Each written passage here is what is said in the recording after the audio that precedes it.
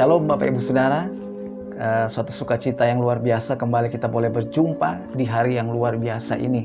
Saya percaya kita semua tetap ada dalam berkat yang daripada Tuhan, tetap ada dalam pemeliharaan Tuhan, dan tetap kuat sehat tanpa kurang suatu apapun. Sebentar kita mau belajar tentang kebenaran firman Tuhan, tapi sebelum kita memulai mari kita berdoa dulu.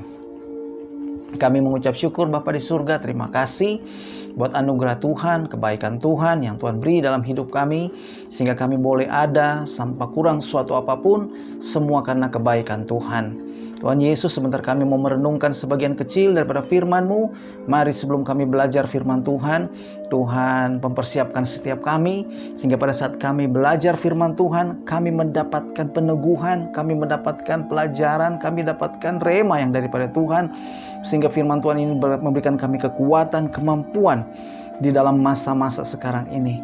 Hamba-Mu terbatas, Roh Kudus tolong hamba-Mu, sehingga hamba-Mu dapat menyampaikan apa yang menjadi mau Tuhan pada hari ini, lewat kebenaran firman-Mu. Terima kasih, di dalam nama Tuhan Yesus kami berdoa, kami mengucap syukur, dan siap dengar firman-Mu. Amin. Bapak Ibu Saudara, seperti yang kita ketahui bahwa hari-hari ini dunia sekarang berada di suatu titik di mana dunia secara global mengalami suatu keadaan sepertinya hampir dikatakan ada di titik yang sulit, menuju di ada titik yang susah. Ya, saya membaca di dalam suatu artikel bahwa Rusia harus terpukul cukup parah. Karena apa? Akibat daripada dampak pandemi ini. Ya, bahkan negara-negara seperti Cina, negara India yang secara garis besar tidak bergantung kepada yang namanya pariwisata harus terdampak juga. Karena apa? Akibat daripada yang namanya pandemi ini. Banyak sekarang negara-negara mengalami yang namanya krisis. Tapi hari ini Bapak Ibu Saudara, firman Tuhan itu merupakan firman Tuhan yang luar biasa. Kita akan belajar dari suatu tokoh yang Alkitab mencatat bahwa tokoh ini Bapak Ibu Saudara, meskipun tempat di mana dia berada itu mengalami yang namanya krisis, mengalami yang namanya kesusahan, mengalami yang namanya problem, tapi dia hidup di dalam yang namanya berkat Tuhan. Ya, hari ini kita mau belajar dari seorang tokoh yang bernama Ishak. Coba kita buka sama-sama dulu di dalam Kejadian 26 ayat yang ke-12 dan 13. Saya baca bagi kita Bapak Ibu Saudara. Maka menaburlah Ishak di tanah itu, dan dalam tahun itu juga ia mendapat hasil 100 kali lipat, sebab ia diberkati Tuhan. Dan orang itu menjadi kaya, bahkan kian lama kian kaya, sehingga ia menjadi sangat kaya. Garis bawahi kata sebab ia diberkati Tuhan. Apa yang menyebabkan Ishak menjadi pribadi yang diberkati Tuhan? Kalau kita membaca latar belakang daripada Kejadian 26 ini, coba kita buka dalam Kejadian 26 ayatnya yang pertama. Ayatnya yang pertama sampai ayat yang ke-6 kita baca ya. Maka timbullah kelaparan di negeri itu. Ini bukan kelaparan yang pertama yang telah terjadi di dalam zaman Abraham. Sebab itu Ishak pergi ke Gerar kepada Abimelek, raja orang Filistin. Lalu Tuhan menampakkan diri kepadanya serta berfirman, janganlah ke Mesir, diamlah di negeri yang akan kukatakan kepadamu. Tinggallah di negeri ini sebagai orang asing, maka aku akan menyertai engkau dan memberkati engkau, sebab kepadamu dan keturunanmu akan kuberikan seluruh negeri ini, dan aku akan menepati sumpah yang telah kuikrarkan kepada Abraham ayahmu. Aku akan membuat banyak keturunanmu seperti bintang di langit. Aku akan memberikan kepadamu keturunan seluruh negeri ini, dan oleh keturunanmu semua bangsa di bumi akan mendapat berkat. Karena Abraham telah mendengarkan firmanku dan memelihara kewajibannya kepadaku, yaitu segala perintah, ketetapan dan hukumku. Jadi tinggallah Ishak di Gerar. Jadi ayat yang barusan kita baca Bapak Ibu Saudara, Kejadian 26 ayat 1 sampai 6, kita mendapati bahwa ternyata ada fakta yang lain Bapak Ibu Saudara. Faktanya apa? Ternyata di dalam ayat 1 situ dikatakan bahwa tempat di mana dia tinggal Bapak Ibu Saudara mengalami masalah. Ada bencana kelaparan di sana, Bapak Ibu Saudara. Tempat di mana Ishak tinggal terjadi yang namanya problem, terjadi yang namanya krisis, terjadi yang namanya bencana kelaparan. Sehingga akibat daripada hal itu, Bapak Ibu Saudara, Alkitab bilang Ishak memutuskan untuk mau bermigrasi, untuk mau pindah ke suatu tempat yang penuh dengan yang namanya makanan. Ishak memutuskan untuk pindah dari tempat dia berada untuk mencari apa? Menyambung hidupnya, Bapak Ibu Saudara, supaya dia dapat makan. Tapi apa yang Alkitab katakan, Bapak Ibu Saudara? Alkitab berkata lain. Jadi kunci yang mau kita pelajari pada hari ini, kenapa Ishak menjadi pribadi yang diberkati, yang Alkitab katakan bahwa dia menjadi sangat kaya. Hari ini paling tidak kita akan mempelajari paling tidak dua hal. Tapi hari ini kita akan belajar cuma satu dulu. Nanti minggu depan kita akan belajar hal yang berikutnya. Nah, apa yang membuat Ishak menjadi pribadi yang sangat diberkati? Ya, mari kita baca di dalam ayatnya yang kedua. Ya, lalu Tuhan menampakkan diri kepadanya serta berfirman, janganlah pergi ke Mesir, diamlah di negeri yang akan kukatakan kepadamu. Jadi Bapak Ibu Saudara, Alkitab menuliskan bahwa kejadian bencana kelaparan ini bukan pertama kali terjadi. Tapi sudah terjadi pada zaman sejak Abraham, Bapak Ibu Saudara. Sejak zaman ayahnya yang dituliskan di dalam Kejadian 10, Kejadian 12 ayat 10. Di situ sudah digambarkan juga bagaimana Abraham harus mengungsi karena bencana kelaparan yang terjadi. Dan bencana kelaparan tersebut terjadi lagi pada zaman Ishak. Ya, sehingga Ishak memutuskan akan bermigrasi, mau pindah dia ke daerah Mesir. Tapi ada hal yang luar biasa, Bapak Ibu Saudara. Ya, di dalam ayatnya yang kedua di situ dikatakan apa? Tuhan menampakkan diri dan berfirman. Tuhan menyampaikan firman kepada Ishak. Tuhan menyampaikan petunjuk kepada yang namanya Ishak. Petunjuknya itu apa, Bapak Ibu Saudara? Janganlah pergi ke Mesir dan diamlah di negeri yang akan kukatakan kepadamu. Ini adalah salah satu perintah yang Tuhan berikan, Bapak Ibu Saudara. Ya, saya percaya bahwa kalau kita dekat hubungan kita dengan Tuhan, saya percaya kalau kita suka membangun komunikasi dengan Tuhan, membangun hubungan yang baik dengan Tuhan, maka pada saat engkau berada di titik di mana engkau sepertinya berada di dalam krisis, ketika engkau sepertinya berada di satu titik yang memang betul-betul memang sudah tidak ada harapan lagi dan sangat-sangat membutuhkan Tuhan, saya percaya seperti Tuhan datang kepada Ishak di saat krisis yang sedang dialami pada saat itu, hal itu juga akan terjadi dengan kita, Bapak Ibu Saudara. Saya percaya Tuhan pasti juga akan datang kepada kita dan memberikan petunjuk. Dalam ayat yang kedua ini kita melihat bagaimana Tuhan menyampaikan firman. Tuhan memberikan petunjuk kepada Ishak, Bapak Ibu Saudara. Jadi ini adalah hal yang pertama. Bagaimana Ishak belajar untuk mendengarkan suara Tuhan. Ya, dia belajar untuk mendengarkan perintah yang disampaikan Tuhan. Apa perintahnya? Yang pertama dikatakan apa? Jangan ke Mesir. Ya. Lalu yang kedua, diamlah di negeri yang akan kukatakan kepadamu. Adalah merupakan hal yang lumrah, adalah merupakan hal yang wajar ketika seseorang mengambil suatu keputusan untuk pindah ke suatu lokasi di mana lokasi tersebut banyak makanan, banyak sumber makanan. Sementara di tempat dia tinggal, sumber makanan Alkitab bilang terjadi bencana kelaparan. Ada hal yang lumrah ketika dia memutuskan itu. Tapi Alkitab mengatakan begini, Bapak Ibu Saudara. Firman Tuhan mengatakan begini, janganlah pergi ke Mesir. Lalu Alkitab bilang, diamlah di negeri yang kukatakan kepadamu. Perintah ini, petunjuk ini datang kepada Ishak, Bapak Ibu Saudara. Ya, Ishak belajar mendengarkan suara Tuhan. Bahkan kalau kita lihat di dalam ayat 3 juga di situ dikatakan apa? Tinggallah di negeri ini. Ya, tinggallah di negeri Gerar. Ya, jadi Tuhan sudah menetapkan bahwa Ishak bukan pergi ke Mesir, tapi Ishak harus tinggal di Gerar, di tempatnya di mana Abimelek tinggal, di Filistin. Ya, Ishak harus belajar untuk mendengarkan suara Tuhan. Ishak harus belajar untuk belajar taat kepada Tuhan. Ya, seperti ketaatan yang dia tunjukkan kepada yang namanya papanya Abraham. Kalau kita ingat Ishak, walaupun dia harus rela untuk dikorbankan pada saat itu, Bapak Ibu Saudara. Ishak pada saat ketika dia mau dikorbankan, dia sudah mengerti, Bapak Ibu Saudara. Dia adalah pribadi yang sudah dewasa, sudah tahu, Bapak Ibu Saudara. Tapi dia belajar untuk taat dengan papanya. Dia tidak berontak, dia tidak melawan ketika papanya mau mengorbankan dia sebagai korban sembelihan, mau mengorbankan dia sebagai korban bakaran kepada Tuhan. Dia tidak memberontak, dia tidak melawan, Bapak Ibu Saudara. Dia adalah pribadi yang taat.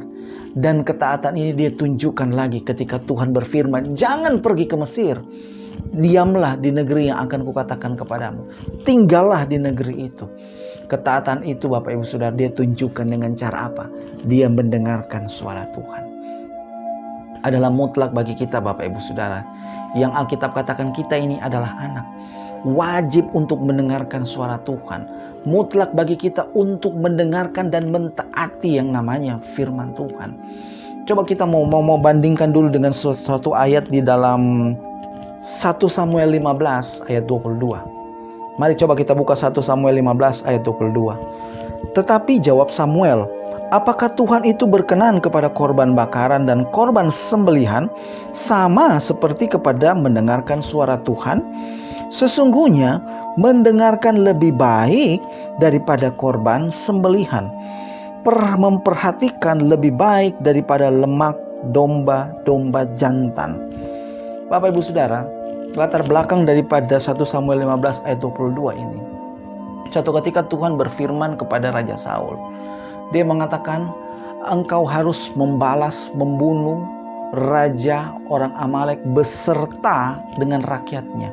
Laki-laki, perempuan, hewan ternaknya, semuanya harus dibantai, semuanya dibunuh, semuanya tidak boleh ada yang tersisa.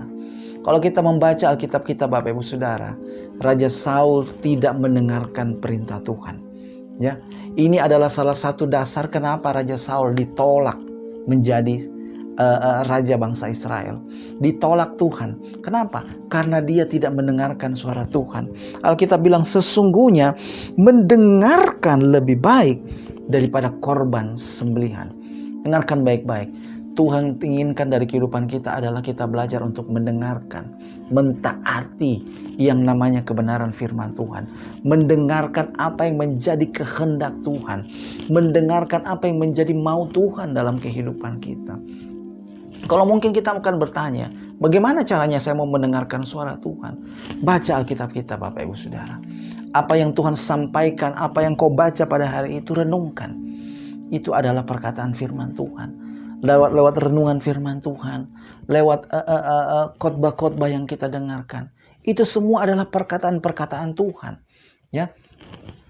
Jadi Alkitab bilang, sesungguhnya itu mendengarkan itu lebih penting daripada yang namanya korban, Bapak Ibu Saudara. Daripada persembahan korban sembelihan. Yang Tuhan inginkan dari kehidupan kita itu kita belajar mendengarkan suara Tuhan. Lalu ayat yang kedua yang saya mau bagikan kepada kita, coba di dalam Yeremia 19 ayat 15. Berfirmanlah Tuhan semesta alam, Allah Israel, sesungguhnya aku akan mendatangkan ke atas kota ini dan ke atas segala kota sekitarnya seluruh malapetaka yang telah kukatakan akan menimpa mereka. Sebab mereka berkeras kepala dan tidak mendengar perkataan-perkataanku. Jadi dari dua ayat ini kita bisa mendapati fakta bahwa ternyata ada dampak ketika kita tidak mau mendengarkan suara Tuhan. Ada dampak ketika kita berkeras hati. Ada dampak ketika kita tidak mau sekali lagi mendengarkan suara Tuhan. Yang Tuhan inginkan dari kehidupan engkau dan aku, Bapak Ibu Saudara, adalah taat dengan Dia, mendengarkan suaranya dan lakukan apa yang Tuhan mau. Ya. Belajar seperti seorang Ishak ini, Bapak Ibu Saudara. Ya. Alkitab bilang sekali lagi di dalam ayatnya yang ke-12, maka menaburlah Ishak di tanah itu. Ishak menabur di mana? Di tanah Gerar, ya. Dan dalam tahun itu juga ia mendapat hasil 100 kali lipat sebab ia diberkati Tuhan. Garis bawahi, sebab ia diberkati Tuhan. Kenapa berkat Tuhan itu diberikan kepada Ishak? Kenapa Tuhan mau memberkati dia? Karena Alkitab bilang begini, dia belajar untuk apa? Mendengarkan suara Tuhan. Dia belajar untuk taat dengan Tuhan. Dia tidak pergi ke Mesir, ya, meskipun faktanya, kenyataannya, ya, berbicara lain, bahwa tempat di mana dia tinggal situ mengalami yang namanya kekeringan, mengalami yang namanya bencana. Dia belajar untuk diam di mana? Di tempat yang Tuhan akan tentukan kepadanya. Dia belajar tinggal, di dalam ayat 3, belajar tinggal di negeri yang telah Tuhan tentukan. Ya, apa sih yang Tuhan inginkan dari kehidupan, dari apa yang kita baca pada hari ini? Pelajaran apa yang kita bisa dapat dari kisah ini? Yang pertama, Tuhan menginginkan kita sekali lagi, kita belajar untuk taat. Tuhan menginginkan kita untuk belajar untuk apa? Mendengarkan suara Tuhan. Lalu yang kedua, Tuhan belajar, mau mengajar kita supaya belajar untuk mempercayai Tuhan. Ya, sekali lagi, belajar untuk mempercayai Tuhan. Ya, walaupun sekali lagi pada faktanya manusia kadang-kadang, mana mungkin sih Tuhan sanggup tolong? Mana mungkin sih Tuhan sanggup memberikan pertolongan tepat pada waktunya? Bisakah itu terjadi? Dapatkah itu Tuhan lakukan dalam kehidupanku dan keluargaku? Dapatkah Tuhan melakukan ini di dalam pekerjaanku? Bisakah Tuhan lakukan segala sesuatu yang tepat pada waktunya? Kadang-kadang kan pertanyaan itu muncul dalam kehidupan kita. Ya, itu adalah suatu hal yang logis. Tapi kalau kita belajar, Bapak Ibu Saudara, belajar untuk mempercayai Tuhan, maka kita akan melihat kuasa Tuhan itu akan bekerja. Apa dampaknya ketika Ishak belajar untuk melakukan hal ini? Coba kita baca lagi di dalam ayatnya yang ke-3. Tinggallah di negeri ini, Kejadian 26 ayat 3. Tinggallah di negeri ini sebagai orang asing, maka aku akan menyertai engkau dan memberkati engkau. Jadi dari ayat ini kita mendapati, Bapak Ibu Saudara, paling tidak Ishak melakukan 3 hal penting. Ishak melakukan petunjuk yang daripada Tuhan. Bukan hanya itu, Ishak bukan hanya cuma mendengar, tapi Ishak juga melakukan petunjuk yang Tuhan berikan. Petunjuk yang pertama yang Tuhan berikan adalah jangan pergi ke Mesir, tinggallah, diamlah di negeri yang kukatakan kepadamu, dan tinggallah di negeri ini. Nah, 3 hal ini, Bapak Ibu Saudara, yang membuat Tuhan mengatakan begini, maka aku akan memberkati engkau, maka aku akan menyertai engkau. Ingat kata maka, Bapak Ibu Saudara. Kata maka itu bentuknya future. Ya, maksudnya apa? Maksudnya kita harus lakukan dulu apa yang Tuhan perintahkan. Kita harus lakukan dulu apa yang menjadi mau Tuhan, yaitu tinggal, diam, dan jangan pergi kemana-mana. Inilah yang harus dilakukan, Bapak Ibu Saudara. Inilah yang harus kita lakukan. Belajar untuk taat dengan apa yang menjadi kehendak Tuhan. Ketika kita melakukan hal ini, maka Alkitab bilang begini, Bapak Ibu Saudara, aku akan menyertai engkau. Kemanapun kita melangkah, wah, luar biasa. Tangan Tuhan yang perkasa, tangan Tuhan yang kuat, itu yang akan menyertai kita. Seperti Tuhan menyertai perjalanan Daud ketika dia mengatakan di dalam Mazmur 23 bahwa gada dan tongkat Tuhan itulah yang membimbing dia, mengarahkan dia, menyertai dia. Mazmur 91 mengatakan bahwa engkau tidak usah takut terhadap panah yang terbang, terhadap penyakit sampar. Kita tidak perlu takut. Tidak perlu takut dengan hal itu. Dengan wabah pandemi hari-hari ini yang sedang mewabah, tidak perlu takut. Kenapa? Firman Tuhan ya dan amin. Dia mengatakan apa? Aku akan menyertai engkau. Penyertaan itu absolut, Bapak Ibu Saudara. Tuhan tidak pernah menipu, Tuhan tidak pernah berdusta. Ketika kita belajar untuk mendengarkan firman-Nya, ketika kita belajar untuk taat dengan apa yang menjadi keinginannya, maka sekali lagi penyertaan Tuhan itu menjadi bagian kita. Lalu ketika Tuhan menyertai, apalagi yang Tuhan bilang? Tuhan bilang, aku akan memberkati engkau. Wow, ini adalah salah satu hal yang luar biasa, ya, di tengah-tengah masa-masa sekarang ini, ya, di tengah-tengah krisis sekarang ini yang terjadi di mana-mana. Ya kan, banyak orang yang harus dirumahkan, banyak orang yang harus mengalami yang namanya usaha mereka harus ditutup, banyak mereka yang harus kehilangan pekerjaan mereka. Tapi kalau kita belajar mendengarkan suara Tuhan, belajar untuk taat dengan apa yang menjadi mau Tuhan, Alkitab bilang, aku akan memberkati engkau. Meskipun kita mengalami yang sepertinya ada di dalam yang namanya krisis, tapi kita tetap hidup di dalam yang namanya berkat Tuhan. Asal sekali lagi dengarkan baik-baik. Belajar untuk dengarkan firman Tuhan dan taati apa yang menjadi mau Tuhan. Jadi hari ini Bapak Ibu Saudara, kita sudah mendapati satu pelajaran yang luar biasa ya. Dan minggu depan kita akan bahas yang bagian yang kedua ya. Ini bagian yang pertama. Jadi ada dua hal penting yang kita mau belajar. Hal yang pertama yaitu kenapa Ishak menjadi pribadi yang sangat diberkati Tuhan. Kenapa Ishak menjadi pribadi yang sangat-sangat menjadi pribadi yang kaya, kian hari kian kaya dan tambah lama tambah kaya. Hal yang pertama yaitu karena dia mendengarkan suara Tuhan. Dia mentaati Tuhan. Nanti hal yang berikut kita akan belajar lagi Bapak Ibu Saudara ya. Jadi saya percaya bahwa kebenaran firman Tuhan yang singkat ini itu akan memberikan kita kekuatan di dalam masa-masa krisis ini ya. Amin firman Tuhan. Mari kita berdoa. Kami mengucap syukur Bapa di surga, terima kasih buat anugerah Tuhan, buat kebaikan Tuhan. Hari ini kami sudah merenungkan sebagian kecil daripada firman-Mu, bagaimana kami dapat hidup di dalam berkat Tuhan meskipun ada di dalam yang namanya krisis. Biarlah kebenaran firman-Mu ini menjadi rema bagi kami. Berkati setiap anak-anak-Mu Tuhan di tengah-tengah krisis ini Tuhan. Apa yang menjadi kerinduan mereka, ajar mereka terus untuk mereka dapat taat, mendengarkan apa yang menjadi keinginan Tuhan. Dapat mereka lakukan seturut dengan apa yang menjadi mau Tuhan.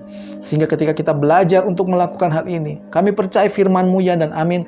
Firman-Mu juga akan memberkati setiap kehidupan kami. Seperti Tuhan menyertai Ishak, seperti Tuhan memberkati Ishak, maka hal yang sama akan terjadi juga dalam kehidupan kami semua. Berkati setiap anak-anak-Mu dimanapun mereka berada. Jaga, lindungi, sertai mereka semua. Tutup bungkus dengan kuasa-Mu. Di dalam nama Tuhan Yesus, yang sakit, yang butuh pertolongan, Tuhan memberkati hidup mereka. Tuhan sembuhkan mereka. Di dalam nama Tuhan Yesus, kami mengucap syukur. Kami sudah dengar firman-Mu. Amin. Tetap melayani Tuhan. Jangan pernah tinggalkan Tuhan. Tetap percaya. Karena saya yakin dan percaya sekali lagi, pada waktunya juga kita akan menerima berkat-berkat yang daripada Tuhan. Kita akan menerima upah yang dari Tuhan. Shalom.